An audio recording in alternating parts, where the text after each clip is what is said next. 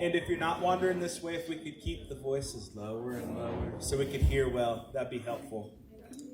So again, my name is Dustin Mailman. I'm one of the pastors here at Trinity. But what's more important is that tonight we're in conversation with the Dr. Erica Abrams Locklear. Everyone! So she has just recently released her book, Appalachia, on the table. On my little sheet, I put Appalachia on the Trinity table. That's something that we do twice a month here. If you would like more information about that, you could ask later. I also want to let y'all know there's an art show happening this Saturday by our very own Joe Rob. Or art festival, sorry. I got in trouble for saying art show. It's a festival. We're celebrating. We're not wearing suits to this thing.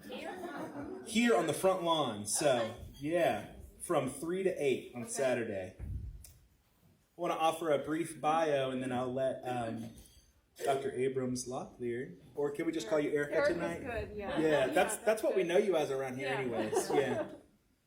So this will be the last time you hear me say the full title. But Dr. Erica Abrams Locklear is on faculty in the English department at UNC Asheville. Her research interests include Appalachia, foodways, the South, literacy, and gendered issues within each of the respective disciplines listed. Her first book, Negotiating a Perilous Empowerment, Appalachian Women's Literacies, explores how mountain riders portray their identity, conflicts, literacy attainment can cause for Appalachian women. Her second book, what we are talking about today, Appalachia on the Table, Representing Mountain Food and People, explores how representations of Appalachian food shape national perceptions of mountain people. When she is not teaching or writing, she enjoys swimming, spending time with her family, and being home in the mountains of North Carolina. Again, round of applause for Erica. All right, so you can hear me? Yep. Yeah? Okay. Well, before we get started, a word about the art festival. Joe Rob's art is on display over here by the Malaprops table, so please take some time to look at that beautiful artwork and come out on Saturday as well. And then we should celebrate Malaprops being here. That's amazing. I forgot to say something. I'm getting there. Okay. And the next thing I was going to say is that I've got so many people to thank. This is lovely. This is so nice.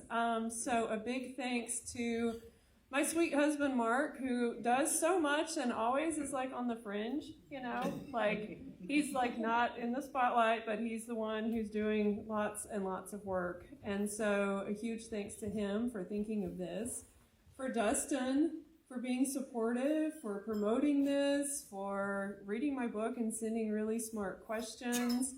To all the people who made this beautiful meal possible, I am so touched.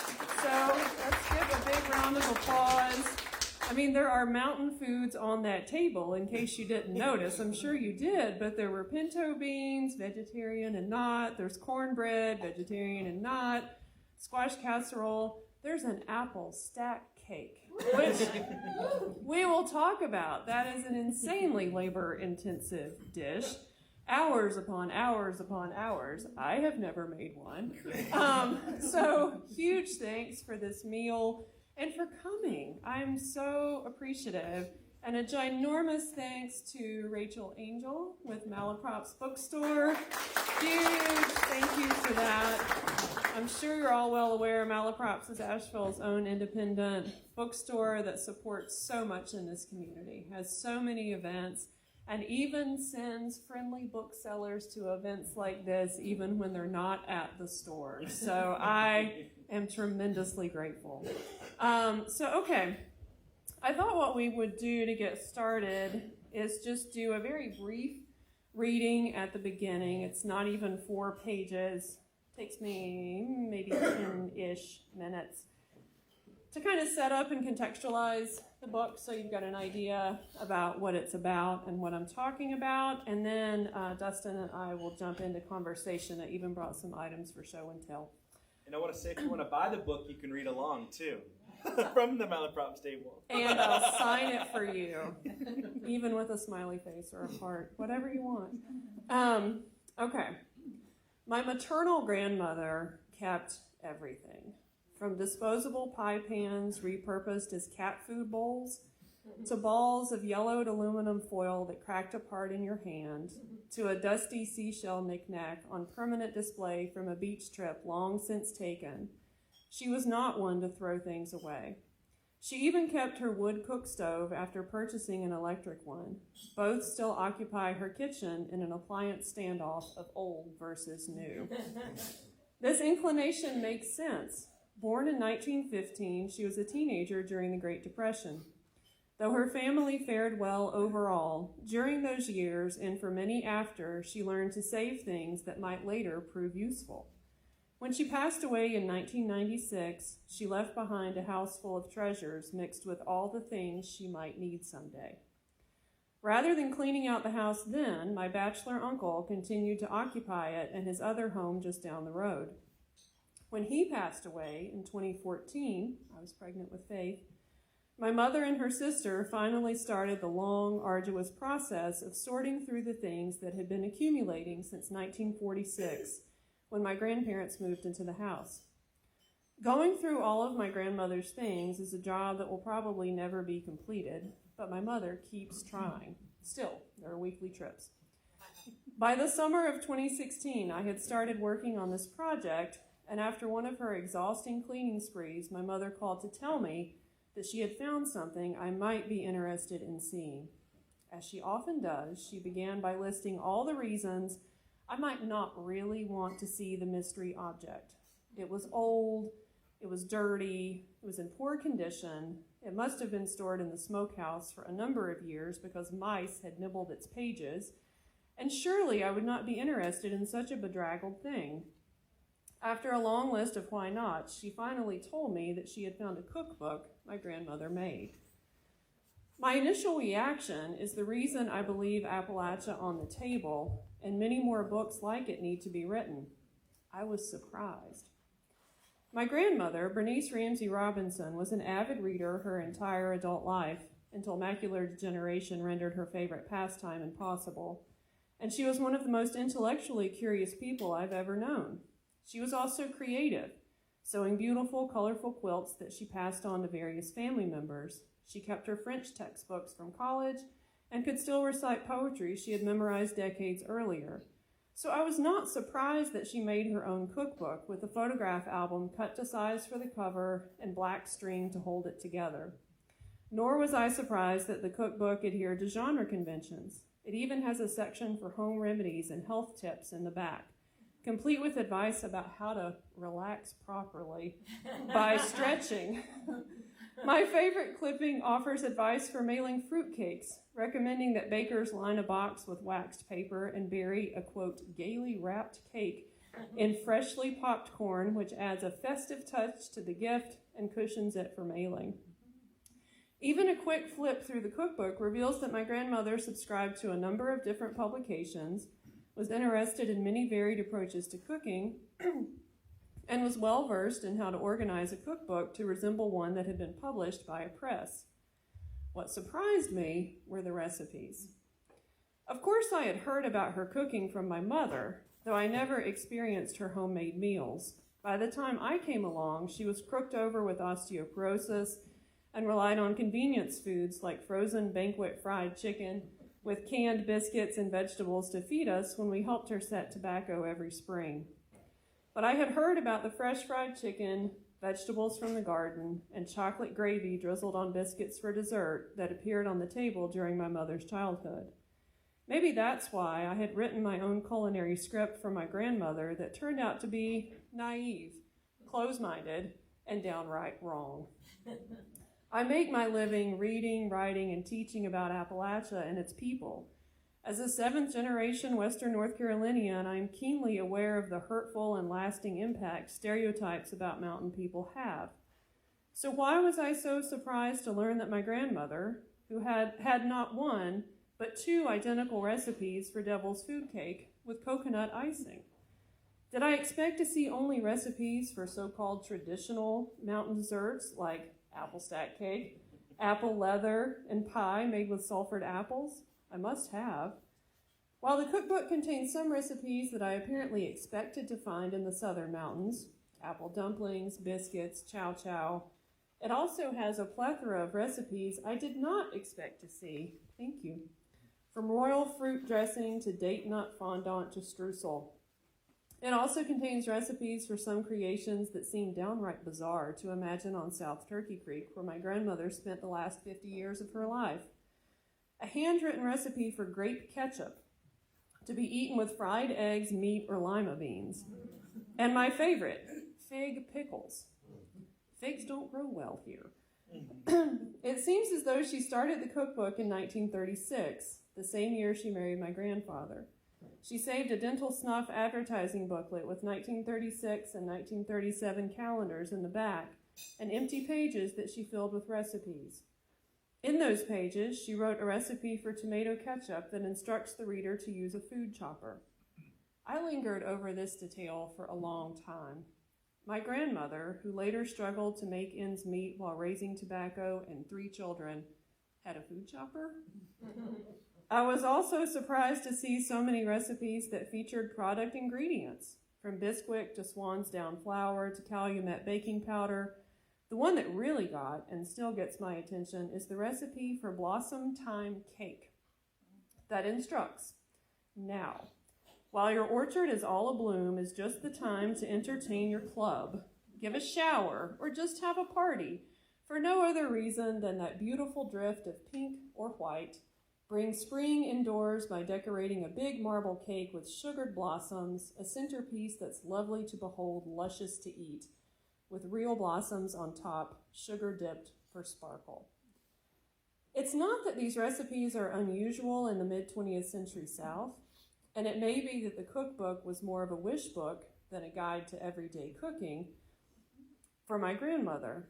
As foodways scholar Megan J. Elias points out, cookbooks are aspirational texts that represent desirable lifestyles and values.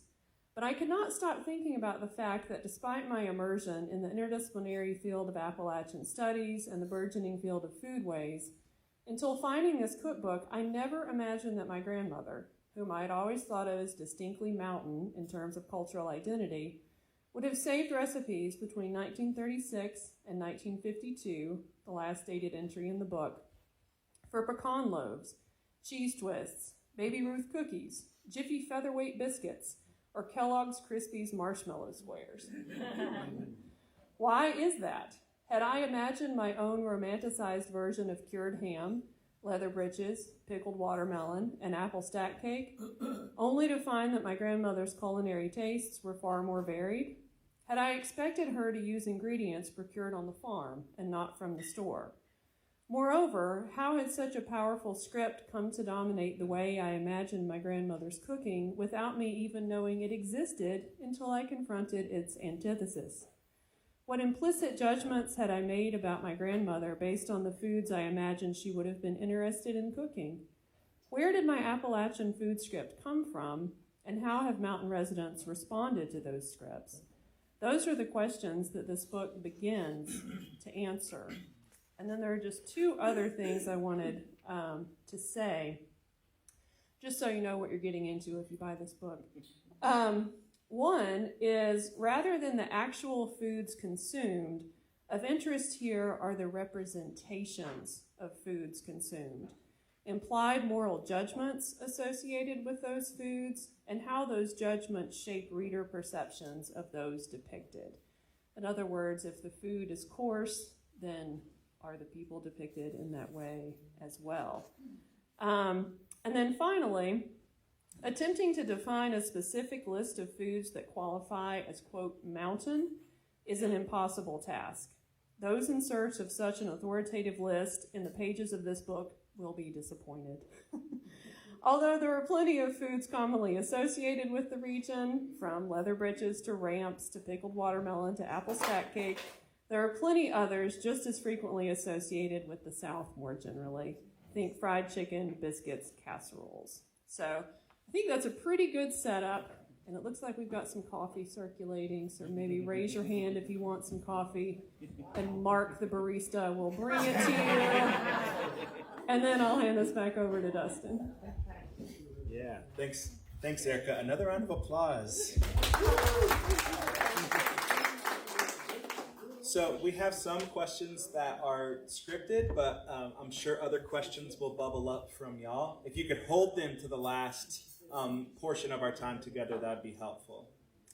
So Erica, first, you start to touch on this about the misrepresentation of Appalachian food and Appalachian people. And whenever I sent you this first question, I really wanted to get... I thought about like when I was a child and I would crawl underneath the table and see what people would drop and figure out why they dropped it and things like that. So I'm wondering what stories are hidden underneath this Appalachian table.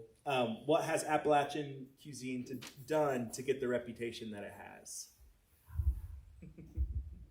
That's a loaded question. You're going to have to cut me off probably. I think there are two threads that we should talk about first.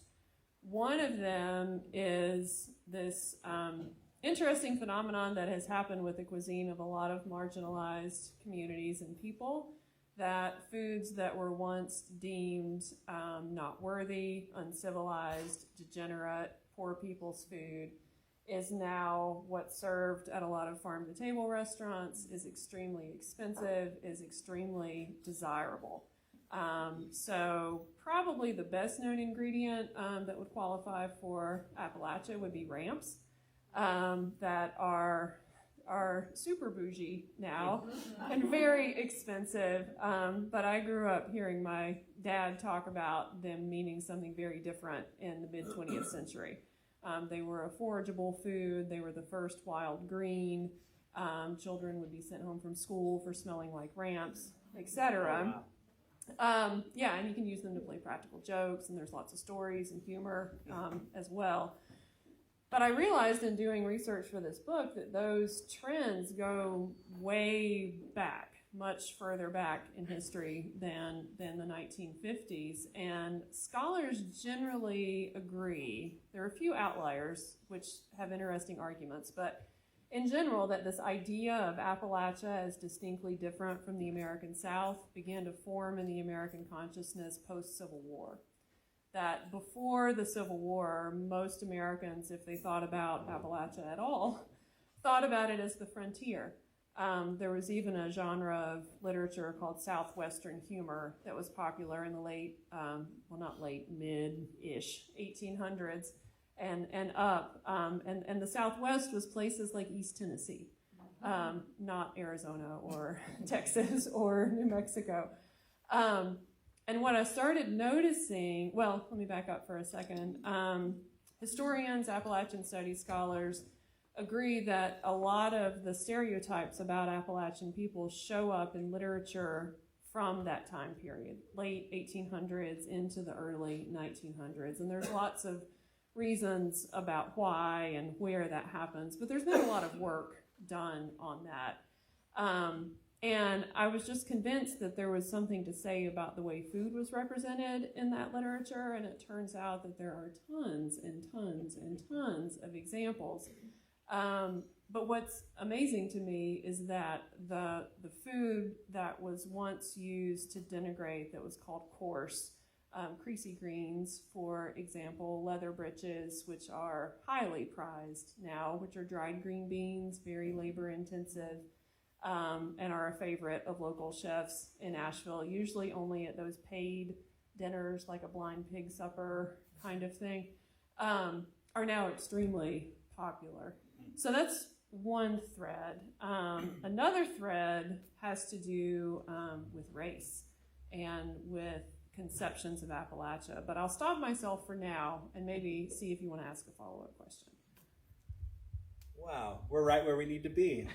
I am going to ask a follow-up question that is close to what I gave you ahead of time, but it's just a little different. So last Saturday I went to a concert, and it was a hip-hop concert, and there was someone who was local here who he said, "This is mountain music," and no one with a banjo or whatever came out, but because he's local to the area and his music is inspired by Asheville and the Appalachian region, I was like, I guess it is mountain music. I never would have thought about it that way. One, who are mountain people?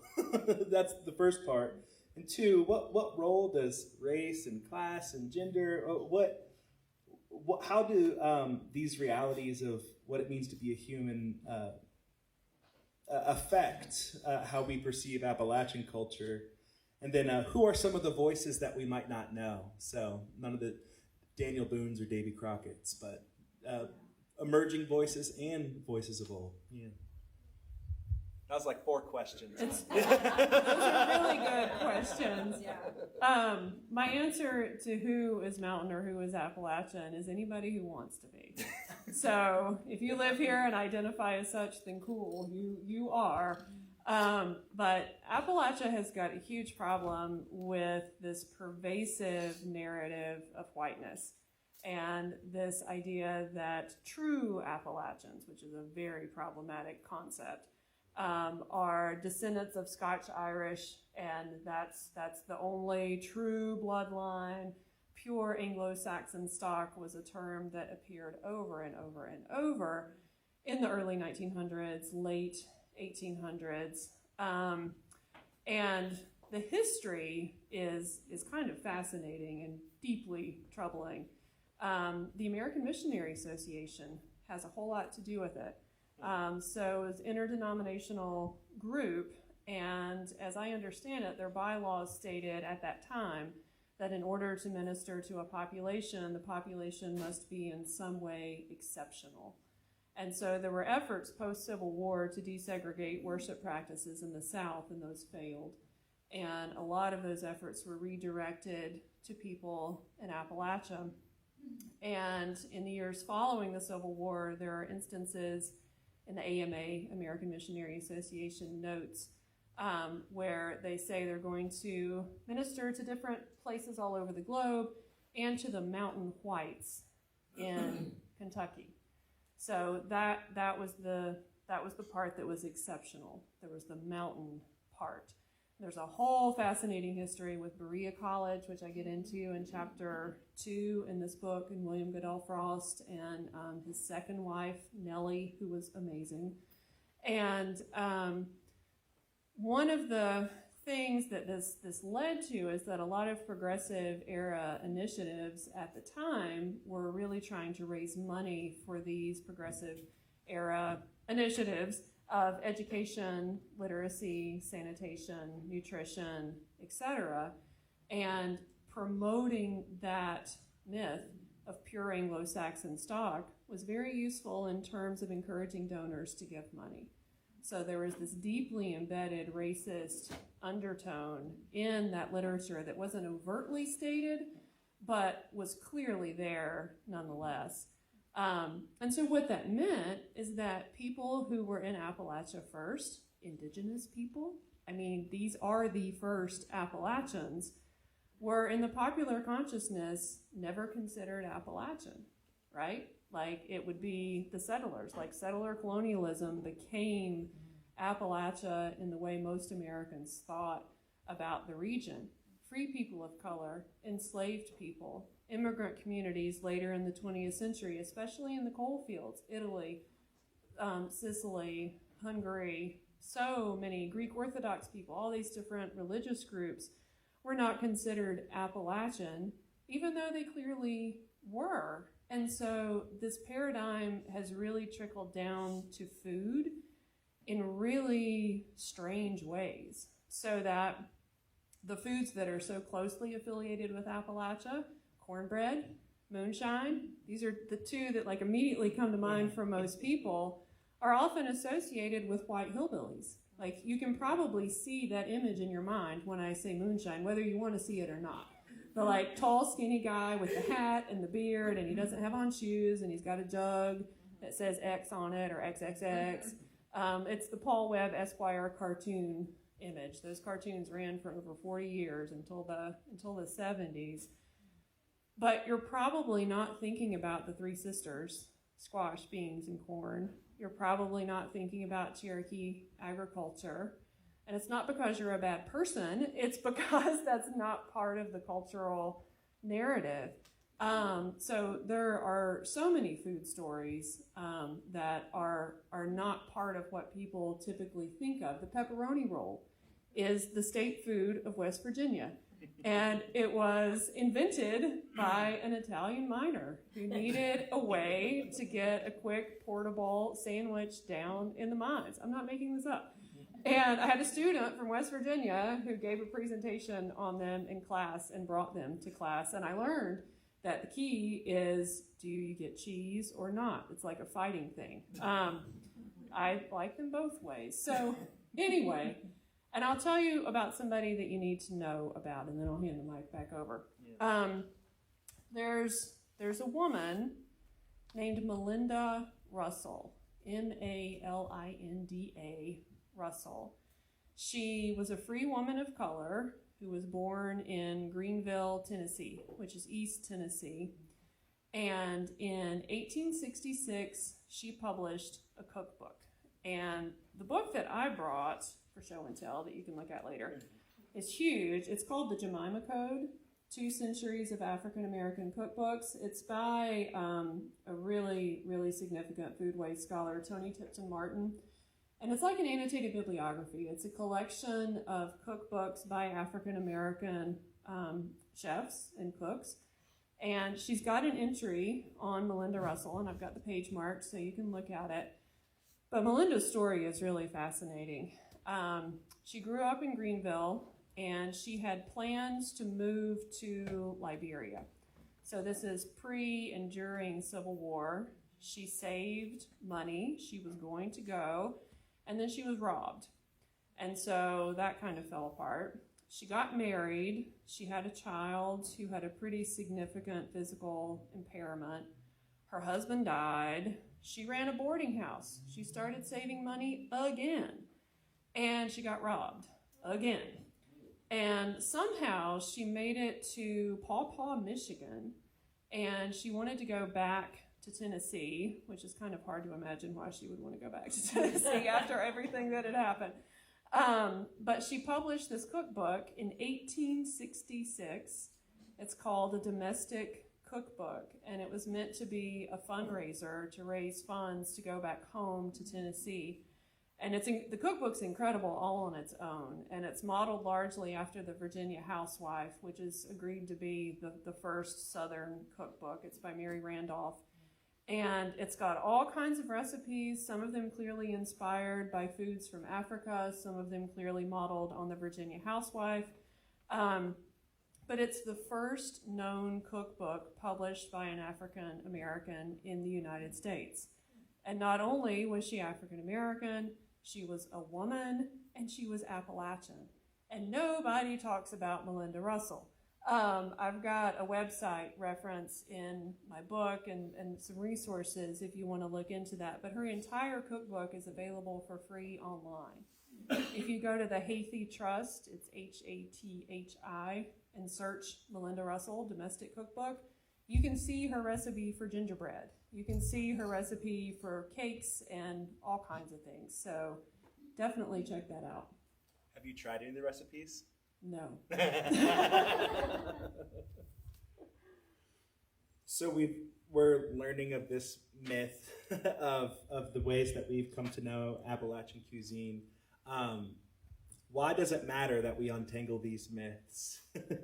and then also, when we untangle these myths, that's where ramps become this $20 menu item instead of something you pick out of your backyard.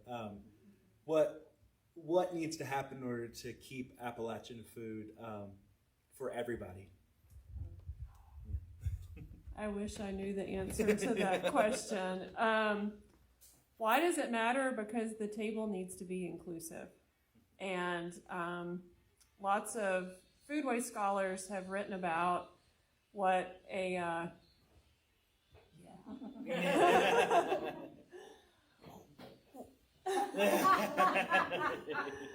They've written about what a problem it is that Southern food has been so fetishized, for lack of a better word. The sort of really sappy, saccharine sort of view of Southern food. It's all mint juleps in the veranda and fried chicken and everybody's welcome and come on y'all, have a seat, when okay, maybe, but not really, because we all know that's not a welcome table historically, and that it's built on enslaved labor and food histories of multiple groups of people that are rarely acknowledged, etc. So there's lots of work being done there, right? And I'm worried in all of this celebrating of mountain food, which for the record I think is wonderful. It was so long, denigrated for so long. I think the celebration's a good thing, but I also think we have to be very, very careful, because I think it is easy to perpetuate the myth of the hardy Scotch-Irish pioneer who, is rugged and drying their green beans and digging their ramps without any acknowledgement of the significance of ramps to Cherokee people, for example. And there's a huge story there. In terms of accessibility, I don't know, it's a difficult thing, because chefs like John Fleer in Asheville are doing such good work. I've heard him talk about how important it is that his staff make above living wage, and that the producers of the food that he serves are paid in ways that are appropriate and respectful, and that he sources food locally, and none of that's cheap in this economy. But then the consequence is that people who grew up digging ramps or making apple stack cake or whatever might look at that menu and say, this is insane. Like, I got that for free when I was growing up. There's a group called the Appalachian Food Summit that takes a lot of these questions to task. And before the pandemic, they were meeting annually, but worked really hard to make that accessible and affordable. There are some other food groups that really struggle with that. So that's what I've got. Yeah, at the Malaprops event, I might have got myself in a little bit of trouble asking that kind of question. But restaurants like Rhubarb, where he's a chef, they also are partners with our United Methodist Church just up the road, Haywood Street congregation. So the poorest of poor in Asheville have access to this food through that relationship. And I think there's some really cool, innovative ways that this food can stay accessible. So I am wondering which section of this book resonates most with you. And if you were to sum up the message of your book in 2 to 3 sentences, what would it be? You just asked me to do the elevator pitch. You're a professor. 1 sentence thesis. I know, right? No, we explode that. What resonates with me the most? I think it's probably, chapter 4 is about food shaming, and this concept of cultural capital, meaning not economic capital, but cultural capital. So if knowing every song Merle Haggard ever wrote may or may not be as valuable in some social settings as being very conversant in opera. And the argument there is that that kind of capital is totally dependent on context and time and community. And then there's this idea of culinary capital, and that food carries with it really loaded social meaning, and that what you eat and how you eat it and how it's prepared can really carry a lot of stigma with it and cause a lot of shame. Or it can have the opposite effect. Have you had ramps this season, for example? As a man from Brooklyn once asked me at a conference. And I was like, not yet. So that resonates, but also chapter 5 is about celebrating this food. And there's an author named Robert Gipe, who I just adore. I think he's brilliant. He writes illustrated novels. They're not graphic novels. They're illustrated novels. And he's got a trilogy. And the last one is called Pop. And it's really commentary on, and this is kind of summing up the book too, commentary on this contemporary movement and celebration of Appalachian food. And it's about this young girl, Nicolette. She's the protagonist, and she's really having a hard time. Her community has been ravaged by mountaintop removal. Her family has really struggled with drug addiction. There's been death, there's violence. It's really hard. But she loves to cook. And she makes these traditional recipes and modifies them, just like a lot of chefs in Asheville do. And her mother is like, just doesn't know what to do with this. Like, she makes mac and cheese, but she puts gorgonzola cheese in it. And her mother's like, what are you doing? Instead of apple stack cake, she makes lemon poppy seed stack cake, for example. And I think her mother, Dawn, is just a good reminder that in all of this celebrating, there's a deep, long-standing tradition and culture of celebrating this food already, that this is actually not a discovery for everyone. And so I'll read just a tiny little bit. The characters have a party, and there's an apple stack cake. And Dawn gets really upset, and she throws it on the hillside, and she's explaining why. She says, I went in there and seen that cake so perfect, and I thought to myself, I don't want to see that cake on Instagram. I just want us to eat it, and then us remember it. I don't want to see it online, all cropped and filtered and looking like an advertisement for something. I just want it to be cake. A cake we ate together. I just want it to be the love we had for one another. And so I think putting Dawn in conversation with the April issue of Bon Appetit, which has a 16-page spread on Appalachian food, is a really good thing to do. Because I think both of those together give us a much more well-rounded picture of what's happening with Appalachian food now. It's not one or the other. Yeah. So I know every scholar aims to be practical. So I ask, what practical takeaways do you hope your readers will walk away with? And then a second part, and it could be optional or not. Since we're in a faith community who's trying to engage food in fresh ways, what role could faith communities play in untangling the myth of Appalachian food is less than anything than perfect? I guess I hope readers will study their menus and to look at ingredients and to ask what their roots are historically, like what groups and what communities prize those ingredients, where were they grown, where do they come from? I challenge you, every time you see ramps on a menu, ask your server where they got the ramps. Ask them if they're using the roots or if they're using the leaves or if they're using both. And you will get some really interesting answers. Ramps take 7 years to grow into a mature plant. So if you go dig up a whole patch and you dig up all the roots, you've just decimated that entire area. So you can cut at the ground and just use the leaves. And then you can also do the roots selectively. But that's a really good question to ask too, to think about where the food comes from. Is it harvested sustainably? What can faith communities do? I don't know. I think in asking those questions, you're being really respectful of a long history. I would also encourage you to go to Ben on Eagle.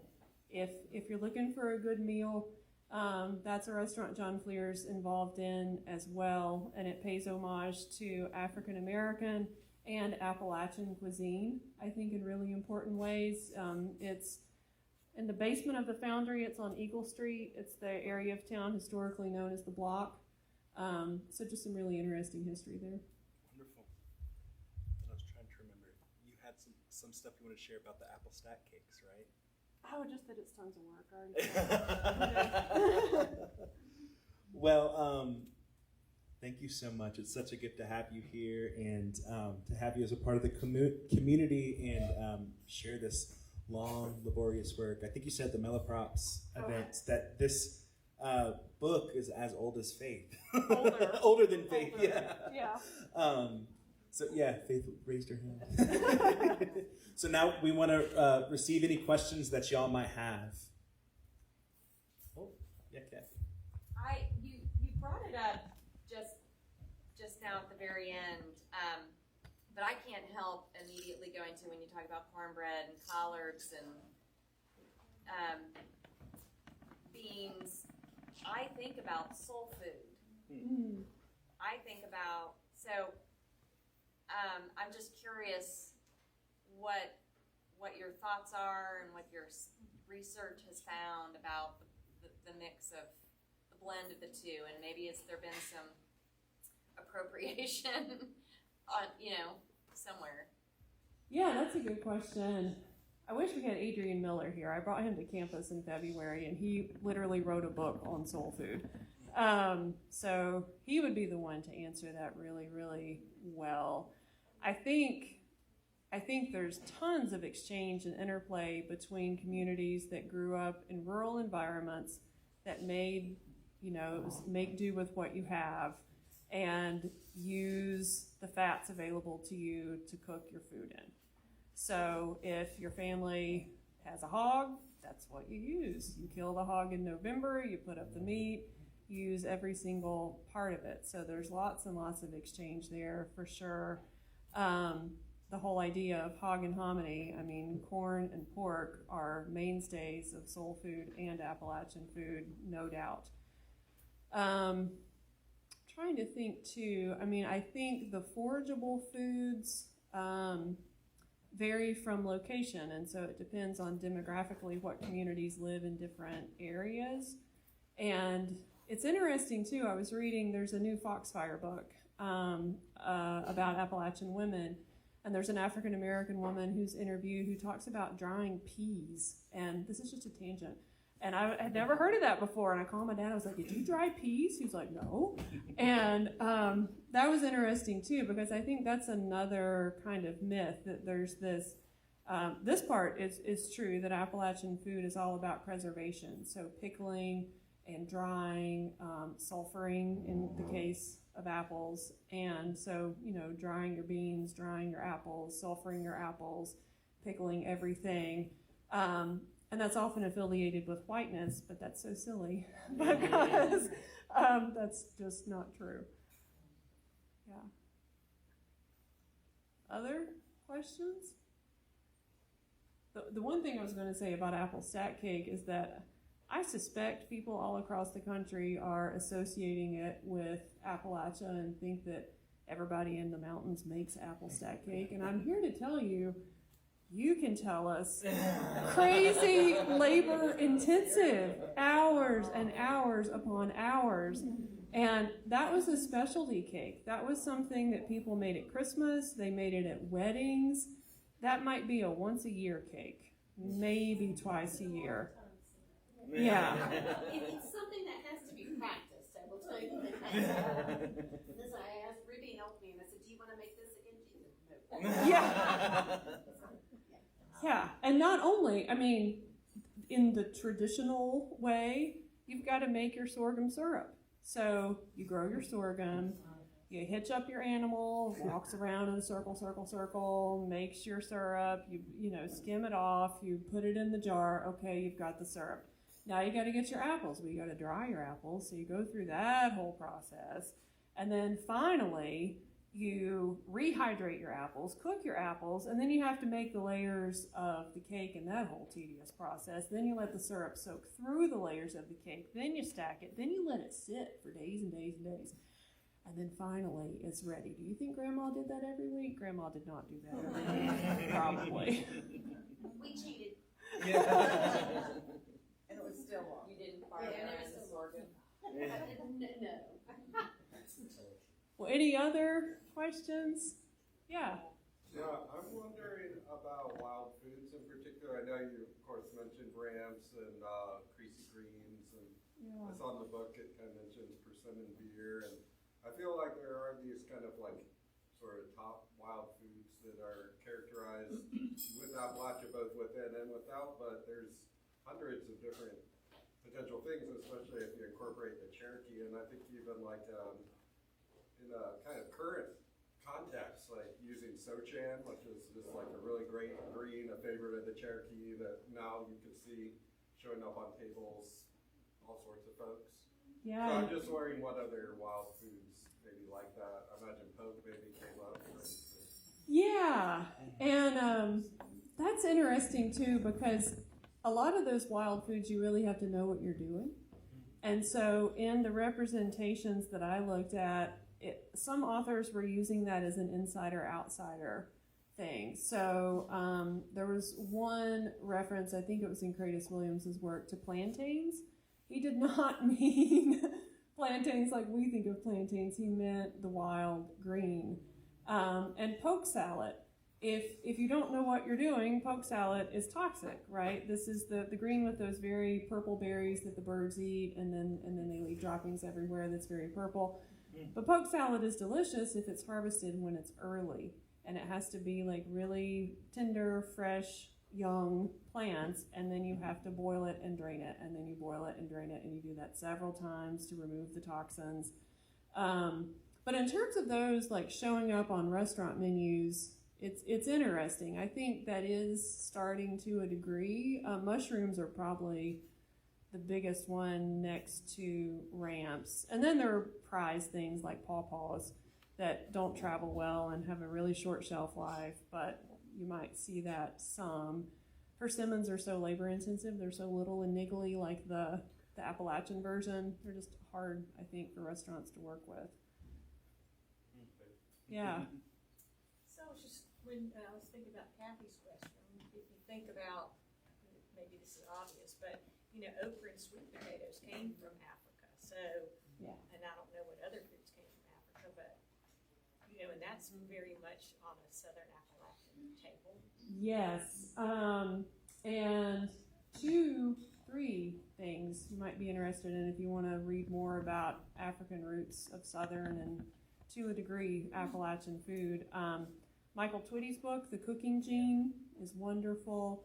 Jessica Harris's book, High on the Hog, and the Netflix documentary based on that called High on the Hog. It's like a multi-part series. It's wonderful. Yeah. I remember like growing up and chicken feet we ate chicken feet and we ate stuff like cow tongue. Yeah. I go into the store now and it used to be the most cheapest thing to get when I was growing up. But I go in the store now and it's some of the highest things on the shelf. And it's kind of weird, that's what we had to eat. Just because it was slick, that's what we could afford. It's whatever the slave master I want you work for, they would give you that stuff because it was low, like you said, high on the hog or low on the hog. Yeah. And those things is what, now I go into the store and look at it like, oh my God, look at the price of this stuff. And it's kind of weird for it to switch around like that. Totally. And collard greens. I mean, like that one, you know, was cool and hip before ramps were. So would you consider that Appalachian or based on economics? Because a lot of the stuff that we ate tonight, my grandmother cooked it. She's Cherokee Indian. Yeah. And so we're from Charlotte. But is it a mountain thing or is just an area thing? Because the same thing that we ate tonight, we did in Charlotte. Totally. Not to like kick the question down the road, but there's a section in here. There's a food waste scholar, Marcy Cohen Ferris, and she makes the best point. She's got this huge book called The Edible South, and one of the things that she says is that there's little point in claiming culinary exceptionalism for specific regions or people. No one group or area owns any particular food or recipe. Cultural exchange is the hallmark of ever-evolving food habits. Isn't that smart? Like, to me, that answers that. I mean, things bleed together, and that's what I was trying to get at in this book, is that it's all about this representation, and then like all these ideas that people end up attaching to those representations of food. We will make fun of them. Yeah. Well, and I talk about the bread hierarchy in here too, and how cornbread was at the bottom, and then biscuits, and then light bread, you know, like store-bought bread, and that's part of the food shaming stuff. So I'm just curious, you know, we're talking about kind of like the divisions. How many of those divisions existed within Appalachian culture? You know, I mean, I'm sure, you know, if you were a preacher and you were educated, you were probably eating maybe a different diet than somebody who was more quote unquote on the frontier in the Southwest, right? Yeah, really, really good question.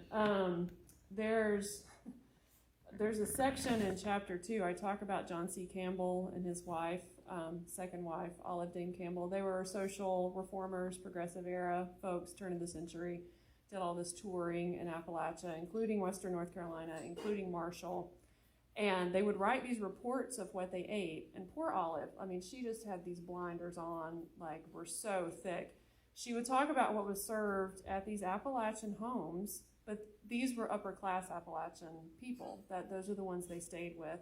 And it was a delicious meal, and they had Charlotte russe cake, and it was just lovely, and they had Roquefort cheese, and they had tea, and she lists all these things. And then she talks about the poor, degenerate mountain people and what they ate. And I was like, you just ate with mountain people, Olive.